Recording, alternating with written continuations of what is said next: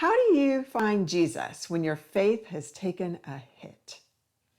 When I'm in the midst of the storms of life and it's so hard for me to see God and it's so hard for me to feel God, I remember the things that He's done for me. I remember His faithfulness in my life in the past.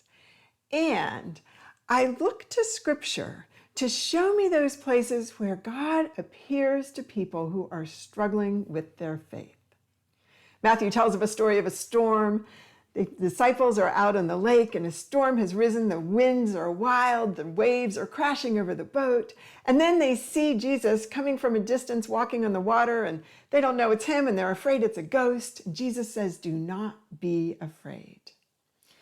And Peter says, "If it's really you, call me." So Jesus calls Peter into the storm and Peter walks on water for a moment until he sees those waves crashing around him and he starts to doubt and he starts to sink and he cries out, "Lord, save me." And immediately, Scripture says, immediately Jesus reached out his hand and took hold of him, saying to him, "O you of little faith, why did you doubt?"